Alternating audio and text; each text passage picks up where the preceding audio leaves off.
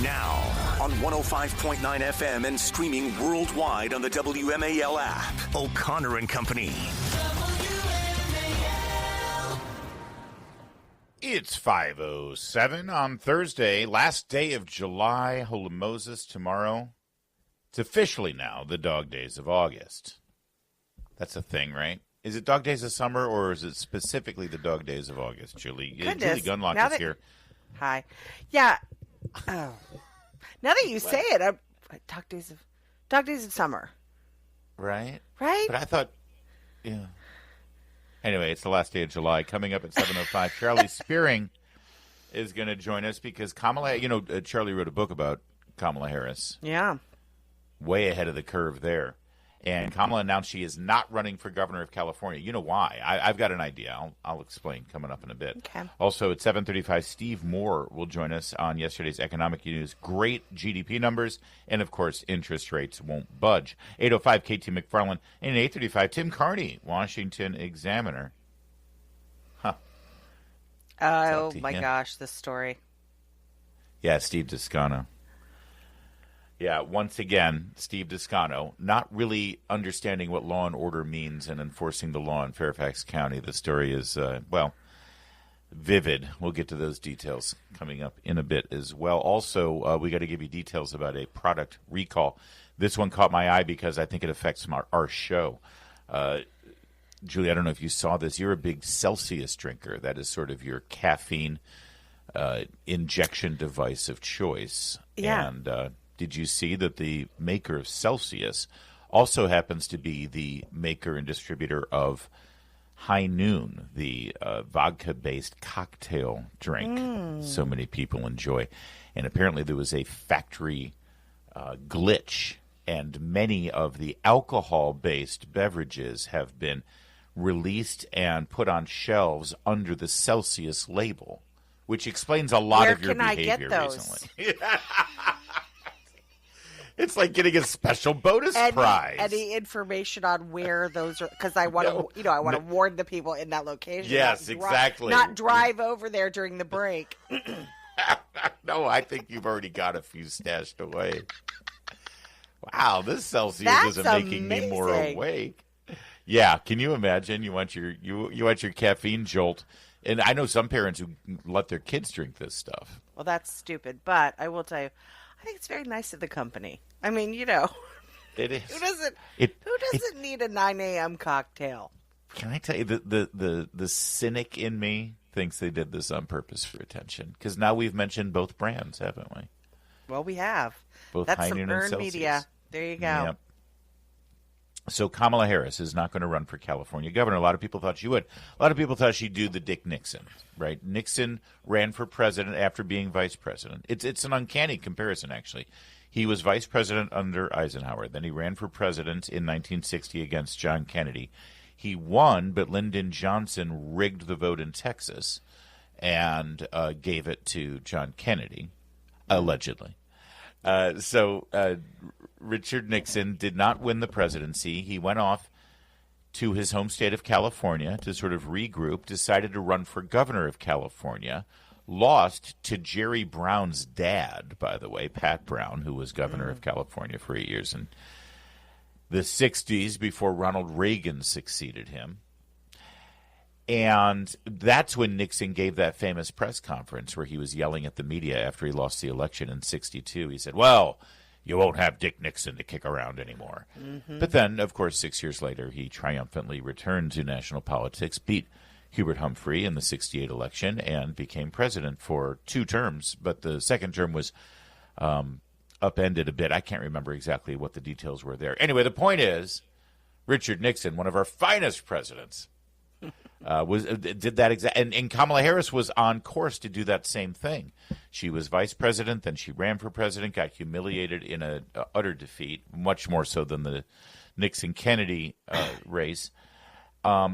Goes back to lick her wounds, and here comes a governor's race in California. Maybe she'll do that, but now she's decided not to.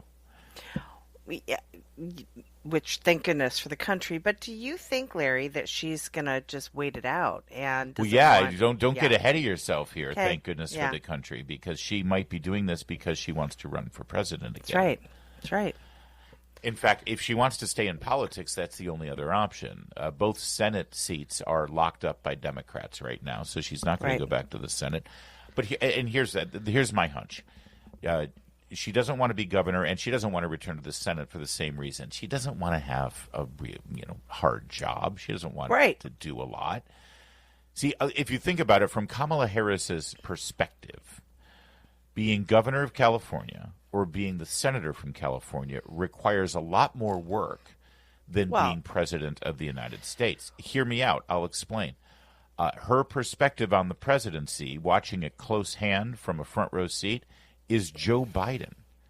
She doesn't think there's much work involved. No, everybody else does the work for you. You don't even have to sign documents, for crying out loud. Let's call a lid at 10 a.m. There it is. So that's really more her speed, let's face it. See, Kamala Harris has never actually wanted to do anything other than be Kamala Harris. Don't you know who I am? I'm Kamala Harris.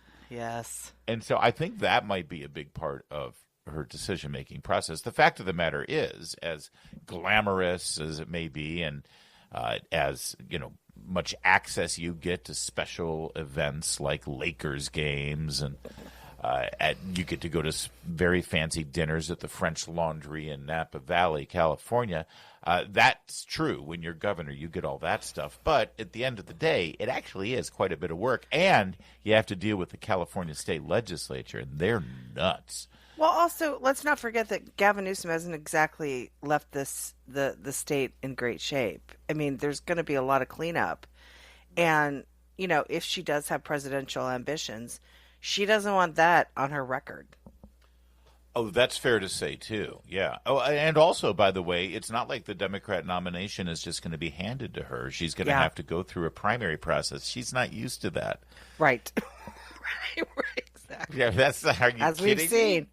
Yes. Yeah. Well, actually, strangely, in California, they don't really have a primary process. They have a primary, but it's called a jungle primary, which means there's no party distinctions. It's possible in California that the final two candidates could both be of the same party. In fact, when she ran and won for Attorney General, the first time, I think, I want to say it was the first time she ran for Attorney General. It was really between her and Loretta Sanchez, a Democrat congresswoman from Southern California, who is actually much more reasonable. She's a little wackadoodle, but she was more reasonable than San Francisco Kamala. And Kamala Harris had trouble beating her. The next time she ran for statewide office, I believe it was for the U.S. Senate, and then it was against a Republican. So this I may have gotten those mixed up. By the way, I apologize. Maybe it was the Attorney General race where she ran against a Republican, and that was a narrow loss. And then for Senate, she ran against a Democrat. The point is, if she were to run for statewide office, the odds are quite possibly she would have to run against another Democrat. And Katie Porter, in fact, is, I believe, running for governor of California. Boy, what a bad penny. Oh, my gosh. She will keep turning up. And either way, Californians are in trouble unless they vote for Steve Hilton and actually right the ship. So Kamala's not running for governor. So what is next? Will she, in fact, run for president? Not sure. We shall see. We shall certainly see. Meantime, check that Celsius before you drink it. Give it a whiff. Mine this morning is just fine, sadly. Choose wisely, yeah. Which do you have? The lemon, the orange, the what is it a Cosmo? What am I drinking? I like that tropical. It's called Tropical Vibe. Like a Mai Tai. It has yeah, exactly. It's Mango and that. WMAL, making sense of the news. Live from the Home Paramount Pest Control Studios. Home Paramount, the leader in pest control since 1939. I guess Kamala decided that she couldn't really clearly see what can be, despite what has been. Isn't that what she, that's her thing? I think that's, by the way, how it goes. Florida, Michigan, New York, Ohio, Oklahoma, South Carolina, Wisconsin, and Virginia. Those are the states that apparently accidentally got the boozy version of Celsius. So there's a exciting. We only know that it's been shipped to Virginia. We don't know exactly where. That's a lie. You're holding out. I know it. No. You know exactly wish where it I is. did. I didn't know this. High Noon, produced by Ian J. Gallo Winery. That's who produces High Noons. Do you like the High Noons? No, actually, I don't like that. I'm not. I'll take it. I've had Yeah. a few at the beach. You know, it's one of those things that people. Yeah. We sometimes stay at a friend's. They have a beach house, and they always fill the cooler with High Noon. So I've had a few. Well, and I usually, if I have them, I've never bought them myself, but because we sponsor midshipmen from the Naval Academy, oftentimes they just end up in our refrigerator because there's leftovers from a party, or oftentimes from a tailgate. You know, I do have a lot of High Noons when I go tailgating because they're just there, and I recognize that for kids of a certain age, this is a good sort of. This is what is it, Bartles and James?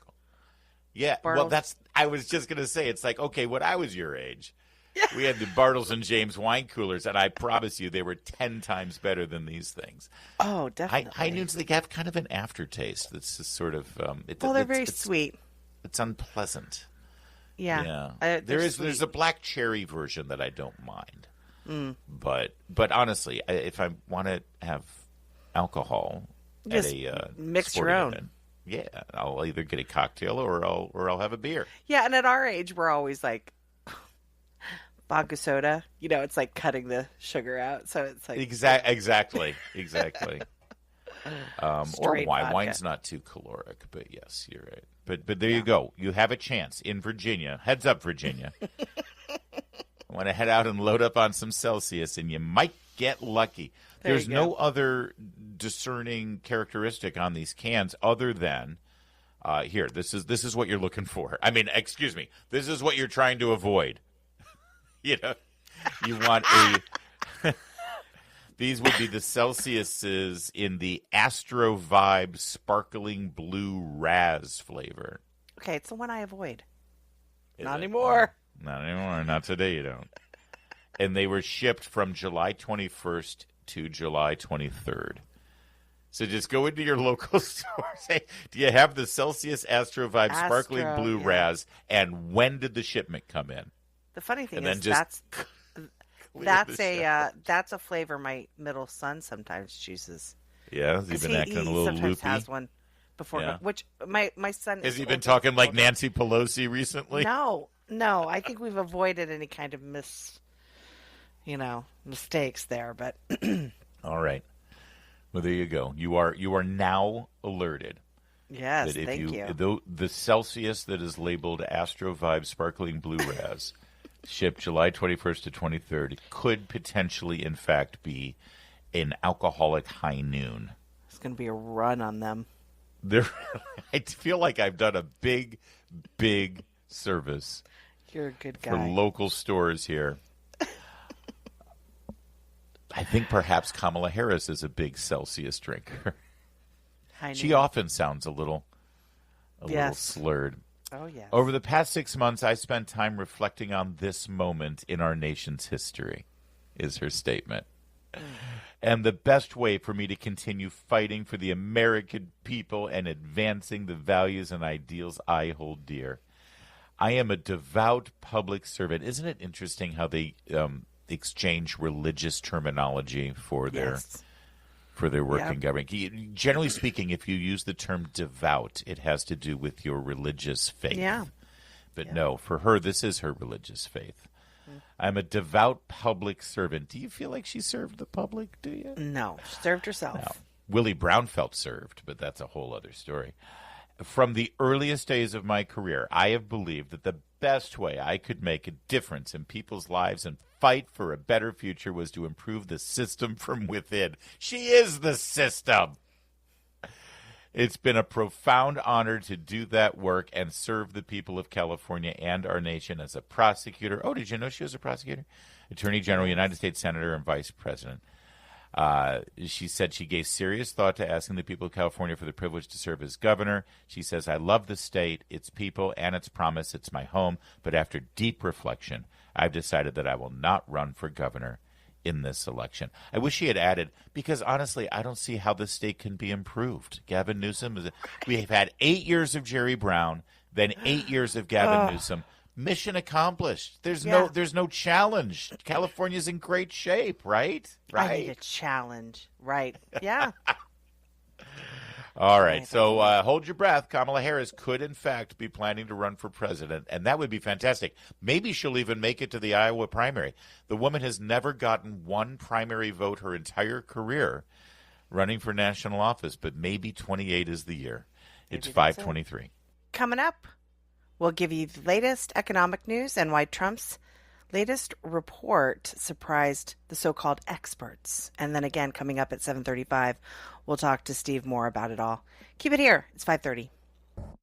WMAL-FM, Woodbridge, Washington, a Cumulus media station. Making sense of the news. News Talk 105.9. News now. Now, on 105.9 FM and streaming worldwide on the WMAL app. O'Connor and Company. It's 5:37 as we plow through this morning news cycle here on O'Connor and Company. Thanks for joining us. We just gave you all the details on Kamala Harris's decision not to run for governor because why suffer a humiliating loss twice in the same 2-year span? Instead, she may run for president, which would be so hilarious. And joining us at 7:05 is Charlie Spearing, who wrote the book Amateur Hour about Kamala Harris, and we'll get his perspective. 7:35 brings us Steve Moore on the economy. We're going to give you some details on that coming up in mere moments. 8:05, KT McFarland, and then at 8:35, Tim Carney on Steve Descano failing the people of Fairfax County. That's all coming up.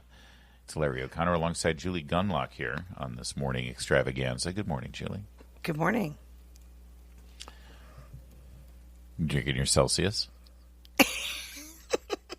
We need to give a public service announcement here every half hour if possible that there are potentially Celsius drinks out there that are. I might need to take a nap in the middle of the show. They are alcoholic. They were mislabeled as Celsius. They're actually High Noons. Buyer beware. Or good luck. Happy hunting. All right, so yesterday, right as we were going off the air, we got the official numbers on the second quarter gross domestic product. I think that the estimates were around 1.2% growth. I think people were hoping for maybe just a 2% growth, perhaps. It was an astounding 3% growth in the second quarter. And understand, much of the quarter had the tariffs instituted, or it had people freaking out over the tariffs that were going to be instituted. And despite all of that, or maybe because of all of that, the economy definitely rebounded under President Trump. 3% growth in the second quarter. And once again, it's, the experts. It's better than expected, better than expected. When are these places going to get better experts that aren't constantly wrong? And they are constantly wrong, and it's always wrong in one direction, right? Yep. Here's Rich Santelli at CNBC announcing the news yesterday morning. Up 3%, up 3%. Better than expected. That would be the highest level since the third quarter of 24 when it was up 3.1%. On the consumption side, up 1.4, very close to estimates. Up 1.4 would be the best since the last quarter of 24. And by the way, inflation holding steady at just a little 2%, basically 2.1%. So you get 3% growth with 2% inflation. That's the recipe for a very strong economy. Now, just to put this in perspective, let's look back at the second quarter growth for Joe Biden. Now, it would be unfair to go in his first year because that was 2021. We were still in the pandemic. The economy was still kind of locked up, and Joe Biden hadn't been able to really institute any of his policies yet. He was still working on getting the American Recovery Act, I think they called it, which ended up being stimulus checks that screwed everything up. So let's look at the next year. Here's second quarter numbers from 2022. GDP, first look, first quarter, is a nasty minus 1.4. Minus 1.4. We haven't had a minus sign since that nasty second quarter, COVID-related, in 2020. Yeah, keyword nasty. That was, again, Rick Santelli, same network, announcing a negative quarter. That was actually the first quarter of 22. Sorry about that. So, comparing the two economies so far, Trump is doing pretty damn well. Yeah, and again, this is a more inconvenient information. The peace deals that Trump has brokered across the country, the economic news, it really is interesting watching the media squirm and trying to figure out a way to report this. Well, especially the second quarter numbers, because it was predicted that everything was going to go into the toilet because of the tariff announcement. By the way, this growth happened at the same time that in the month of June, we had a surplus in our federal budget because of those tariffs for the first time in a decade. No deficit, surplus. Kevin Hassett is the director of the National Economic Council. He's the top economic advisor alongside Scott Bessent, the Treasury Secretary. He met the media after these numbers came out. Here's what he had to say.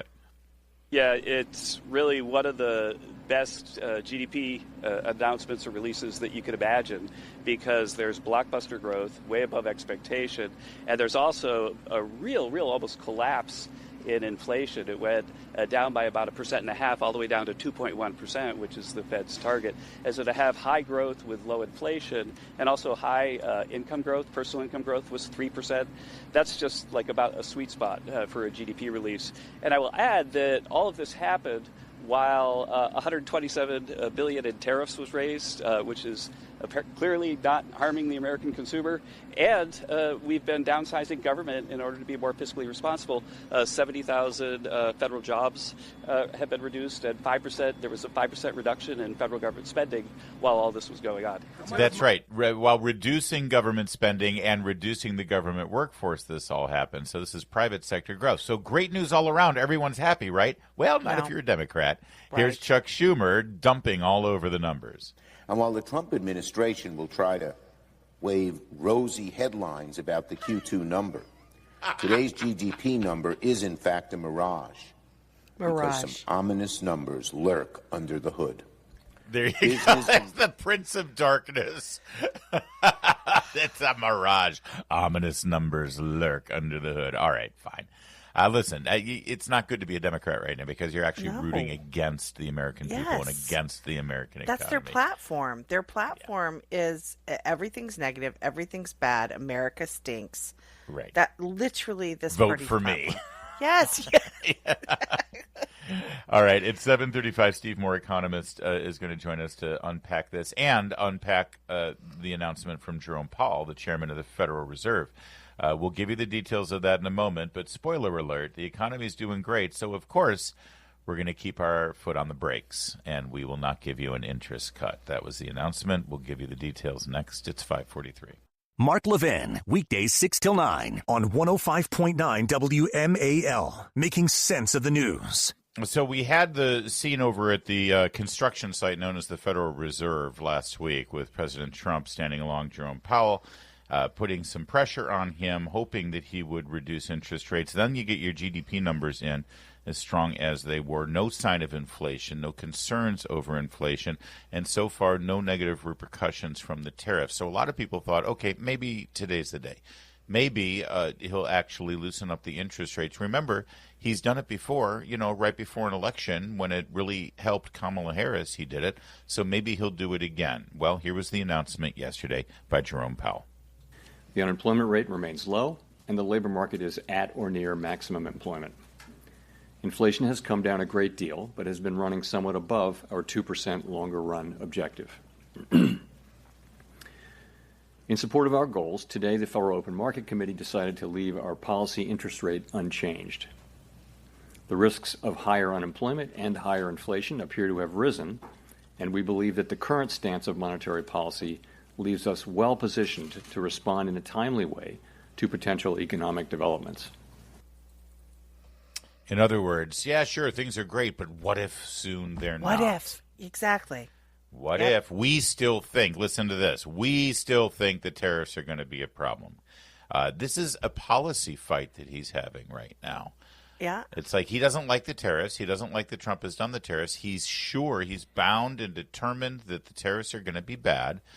So far, there's no sign that they are, but because he thinks he's right, he's going to keep the policy. Cut 5. It really is almost like he's got a problem with Trump. Well, yeah. It's it really. How can you view this otherwise? Here, take a listen. Substantial amounts of tariff revenue being collected on the order of $30 billion a month, which is, substantially higher than before. And the evidence seems to be mostly not paid only to a small extent through exporters lowering their price, and companies or retailers, sort of people who are upstream, institutions that are upstream from the consumer, are paying most of this for now. It's starting to show up in consumer prices, as you know, in the June report. We expect to see more of that. And we know from surveys that companies feel that they have every intention of putting this through to the consumer, but the truth is they may not be able to in many cases. So I think we're just going to have to watch and learn empirically how much of this and over what period of time. I think we've learned that the process will probably be slower than expected at the beginning, but we never expected it to be fast. And we think we have a long way to go to really understand exactly how it will be. So that's how we're thinking of it right now. Yeah, we're going to ask Steve more about this, too. And Steve is not a big fan of the tariff regime either, and I get that. And we've been, it's been drummed into our head for decades now that tariffs are bad, tariffs are bad, tariffs are bad. However, so far it doesn't seem to be. And I guess I don't quite understand why. Let's say there's negative repercussions from the tariffs, and let's say businesses need to start raising prices to accommodate that. Well, I would think that lowering interest rates actually would be a good offset for that, right? Lowering interest rates would actually, first of all, decrease the cost that the government is spending to service the debt that they're already carrying. But also it would free up the ability for the American people and businesses to be able to borrow money at a cheaper rate so that if they need to buy more things that now are suddenly costing more and so they have to finance it, the financing isn't going to cripple them as well. I mean, it seems to me that if he's assuming tariffs are going to harm us by raising prices, a great remedy would be to lower the interest rates. You would think, and he did it twice in the Biden administration. He lowered interest rates twice during Biden. Right. Again, it's right almost like he... before the election. That's right. That's right. That's what he did. Trump responded in the way you would expect Trump to respond. Cut 6. A lot of money coming in, and we have no inflation, and we're very strong, and we should be lowering the rates. Each point that this gentleman keeps up costs us $365 billion a year. Think of that. 1 point, $365 billion. If you bring it down a point, we save 365. We should be the lowest interest rate, and we're not. We're 38, number 38, because of the Fed. It's all because of the Fed. He's done a bad job. Now, he's got a meeting today, but I call him too late. He's always too late. Even if he does it today, probably won't. I hear they're going to do it in September, not today. For what reason? Nobody knows. But Europe, as you know, cut their rates 11 times in the last short period of time. But the good news is we're doing better than anybody anywhere in the world. Nobody's doing anything even close to us. Yeah, and if you do look at the interest rates around the world, it's stark. It's stunning, actually, how high we are compared to other economies.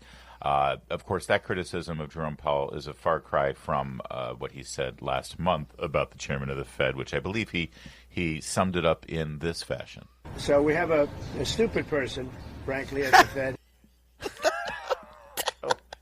He's using a lighter touch now, apparently. Now, some will argue that Jerome Powell keeping interest rates exactly where they are is a stabilizing effect on the economy and is actually finding just the right balance. Some disagree, including everybody in the administration who President Trump relies on, including Treasury Secretary Bessent and Mr. Hassett and Mr. Ludnick. So we'll ask Steve Moore. He'll break the tie. He's joining us at 7:35. Right now it's 5:54.